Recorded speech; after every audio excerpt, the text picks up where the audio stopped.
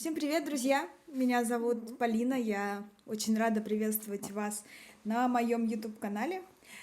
Сегодня я хочу в формате подкаста обсудить тему эмоционального и профессионального выгорания, так как я после рефлексии сегодняшнего дня поняла, что я, оказывается, была на таком дне, но сама себе в этом не была готова признаться.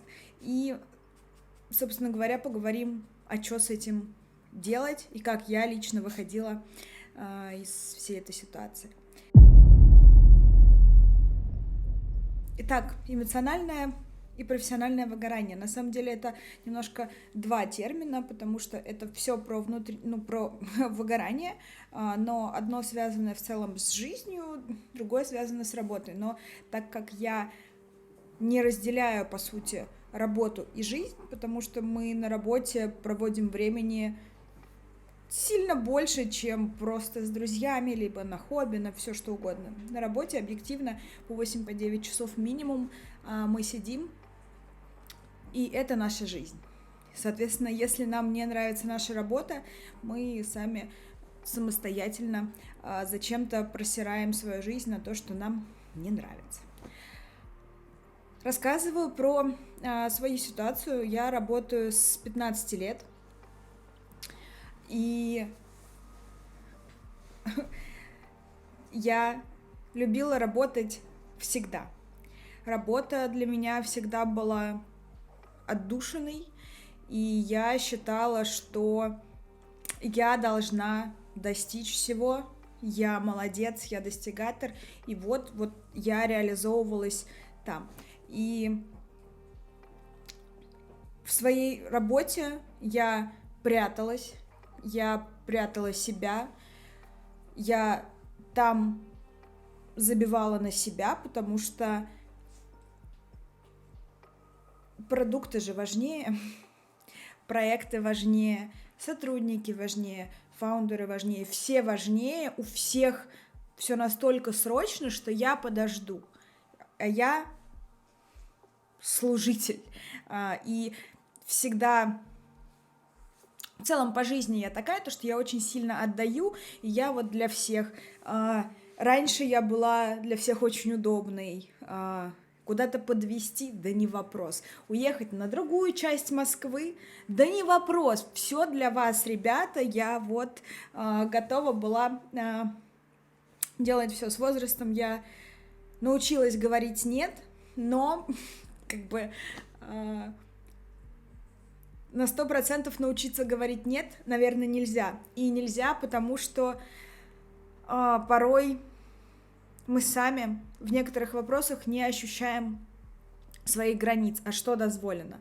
То есть мы понимаем это в каком-то черно-белом формате из серии, со мной вот, не знаю, вот так вот нельзя. Со мной нельзя ругаться матом, на меня нельзя кричать, на меня нельзя поднимать руку. Это, конечно, нельзя. Но при этом меня можно просить после работы что-то сделать по работе. Можно, это же не всегда, это же очень важно. У нас же, не знаю, конец спринта.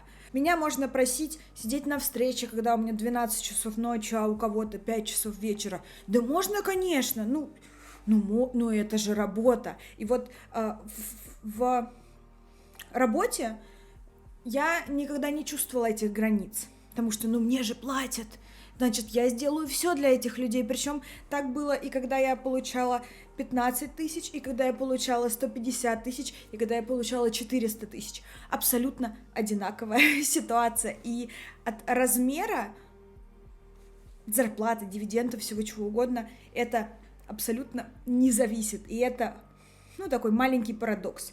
Потому что, с одной стороны, чем больше тебе платят, тем больше ты нужен компании, а не компания тебе. Поэтому, ладно, не готова на эту тему рассуждать. Не знаю, как сейчас перескочит, но окей. Я раньше, с одной стороны, презирала, мягко скажем, презирала тех людей, которые такие, ну, мы в 9 пришли, в 6 ушли. Я всегда говорила, я не такая, я не так... Да тю, это вообще что такое? Ну, типа, это вот они безответственные, они приходят, отсиживают жопы. А потом, точнее сейчас, я задумалась, блин, а какого фига они безответственные жопы, если они просто выполняют свою работу, выполняют ее хорошо. Раз их никто не увольняет, значит, ими всеми довольны. И они просто исполняют свой трудовой договор. С одной стороны, на каком-то этапе некоторых профессий тебе действительно нужно порвать жопу, постараться поработать подольше, поработать больше всех и показать то, что ты трудоспособен. Но с другой стороны, на постоянной основе это пиздец. И самый парадокс всего этого, то, что ты действительно смотришь и такой, вообще, у этих людей есть жизнь, у них есть семья, у них есть дети, у них что-то есть. Вы чё, у вас работа есть, зачем вам что-то еще? О чем вы вообще говорите? И я, к моему большому сожалению, мне на текущий момент 27 лет, я об этом задумалась только сейчас. Задумалась после того, как я несколько месяцев на текущий момент не работаю. Первый месяц я судорожно автоматом открывала чаты старые, смотрела, что происходит вообще в продукте в моем. Палец автоматически попадал на Slack, в котором уже ничего нету, потому что я уволилась. И этот первый месяц после увольнения я просто сидела, у меня как будто бы трясучка такая, что делать, потому что у меня жизнь буквально разделилась на до и после, потому что я не уходила в какую-то сразу компанию, как это было обычно, а я уходила, по сути, в никуда. Такая, окей, и сама себе сказала, ну, я месяцок отдохну.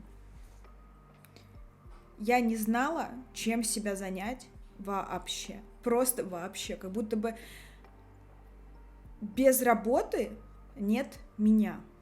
И мне стало очень страшно от осознания этого.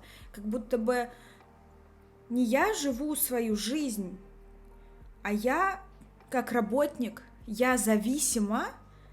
Дурацкая фраза, вот это вот проработать на дядю, но я действительно зависима от какого-то дяди, тети, неважно, работодателя, который сегодня захотел, ты работаешь, завтра не захотел, ты не работаешь. А жизнь-то где? А где счастье? А где вообще я в этом?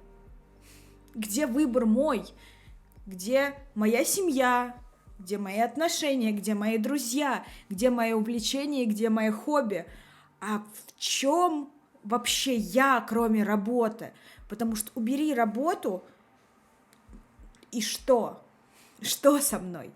И я оказалась на таком эмоциональном дне, что единственное, что хотелось, это просто лежать, потому что я не понимала, что мне нужно делать.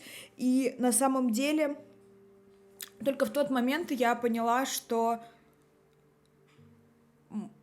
насколько мне было плохо.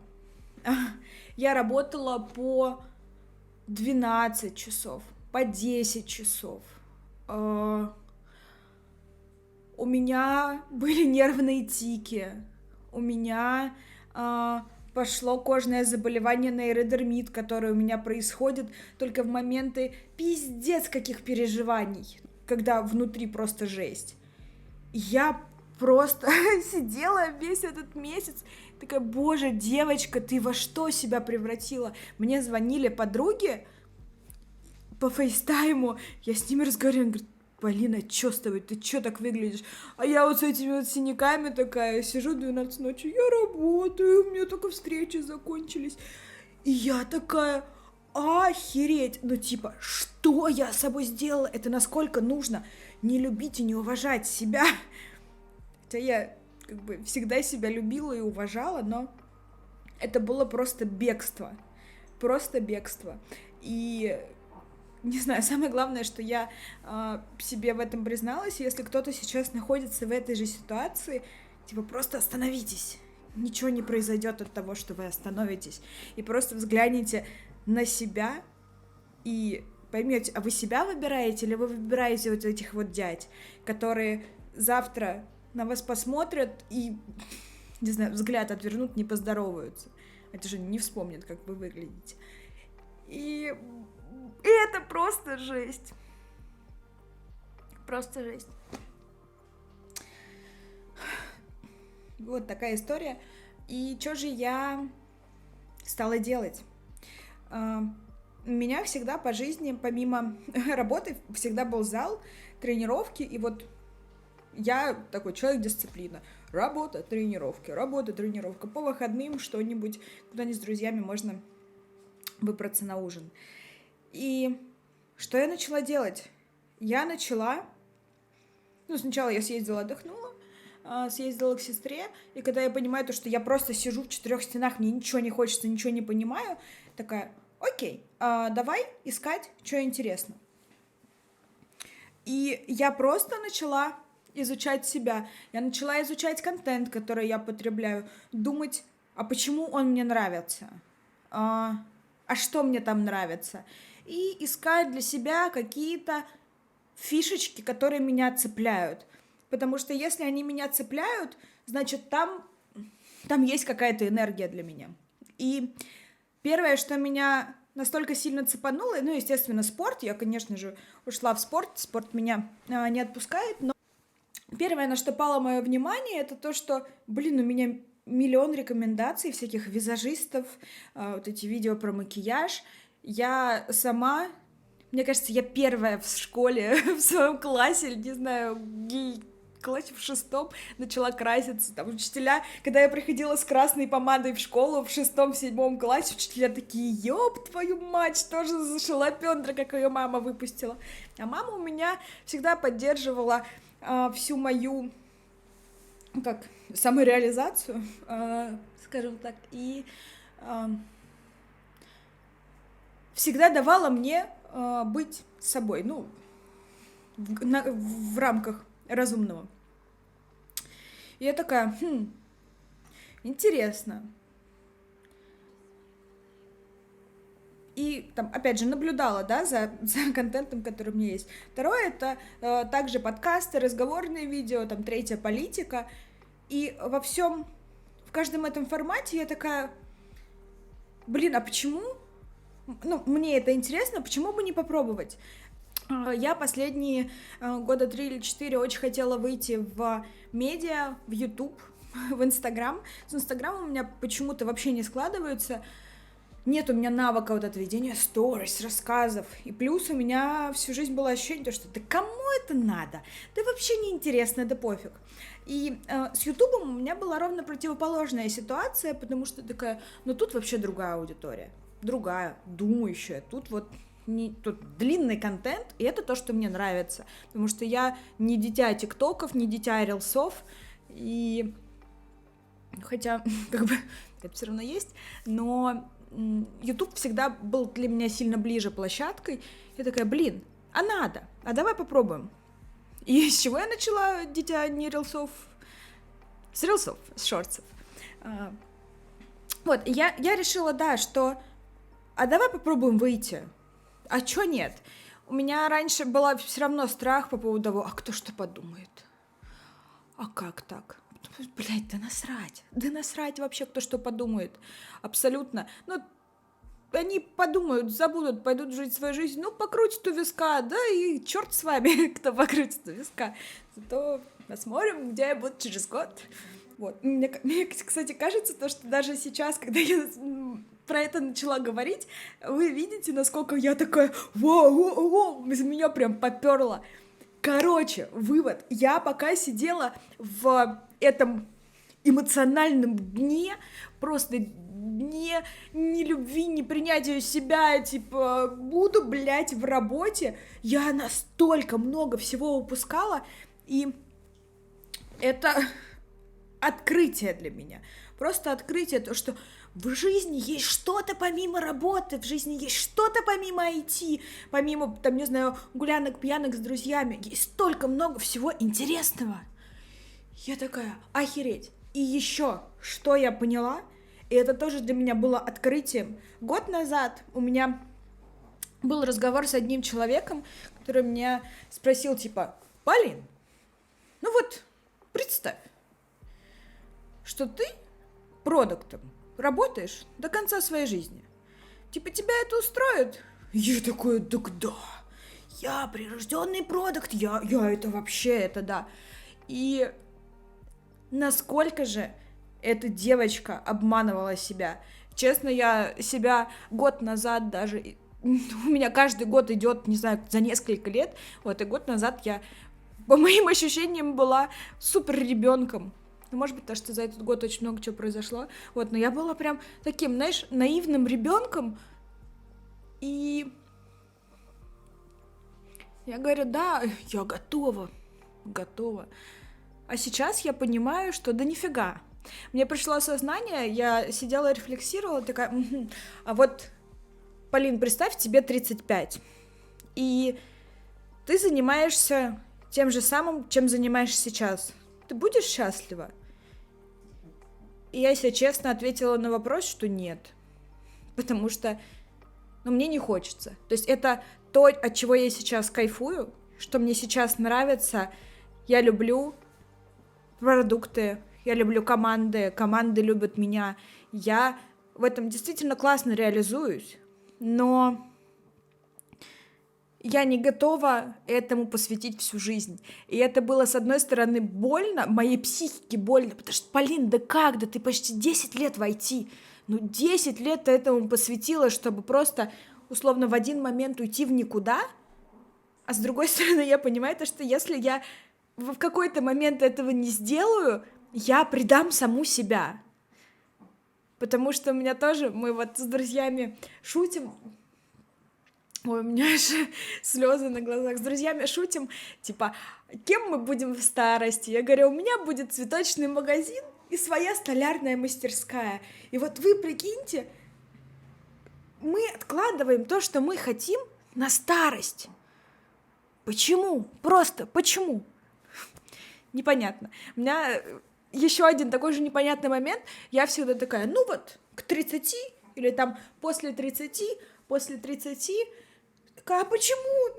Почему не кайфовать уже сейчас? Почему не отпустить уже сейчас? Вот. Короче, у меня получилась супер неструктурная штука, но мне очень хотелось это выговорить, и я не знаю, возможно, кто-то это увидит, и кому-то это каким-то образом поможет открыть глаза на то, что происходит в его жизни. Может быть, кто-то увидит на моем месте себя сейчас, и это будет каким-то дополнительным пинком оглянуться вообще, остановиться, обнулиться, посмотреть на свою жизнь, на себя и подумать, блядь, что я делаю? Просто, что я делаю и для кого? Если ответ, что то, что я делаю, это не для себя, а для всех окружающих, кроме себя, и меня там на самом деле нет, либо я там есть, но я просто это пепел, то это точно будет поводом задуматься. И еще один совет. Если ваши близкие говорят, пусть не супер открыто, но просто задают вопрос по поводу того, что там, а как ты выглядишь очень уставший, а у тебя все хорошо? Как ты себя чувствуешь? И подобные вопросы, и либо если они в открытую говорят то, что, что-то там хуже стало выглядеть, у тебя там, не знаю, хватит работать, прислушайтесь к ним. Они никогда не скажут плохого по поводу вашей деятельности, да, или того, где вы реализуетесь, но вот эти вот мелкие сигналы, когда близкие начинают за тебя переживать, аккуратно, но переживать, это не просто так. Потому что наши люди нас чувствуют, если они действительно близкие, и я очень благодарна моим близким и друзьям на то, что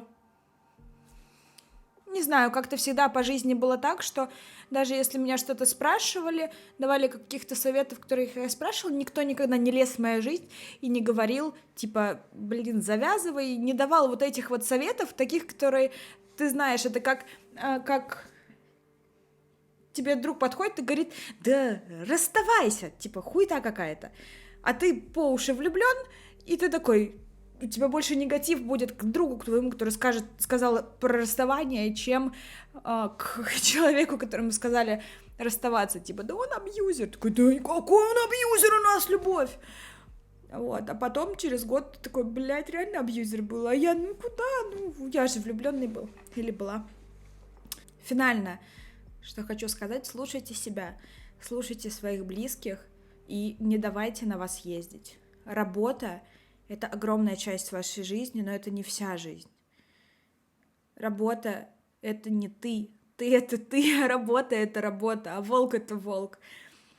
Поэтому иногда просто нужно закрыть нахрен ноутбук, сказать: я отдыхаю, я так больше не могу. И сначала полежать, пострадать, поспать, а потом понять, а чё ж я нахрен хочу. И там, где тебе будет хотеться, если это только не деструктивная какая-то история с алкоголем, наркотиками, сигаретами и тому подобное, там, где тебе будет хотеться, там и будет энергия. И иди туда, и пойми, какой же это охренительный кайф просто жить и кайфовать и делать то, что нравится. Я вас всех обнимаю. Спасибо вам большое, что досмотрели. Ставьте лайк, колокольчик, подписывайтесь. Я вас очень люблю.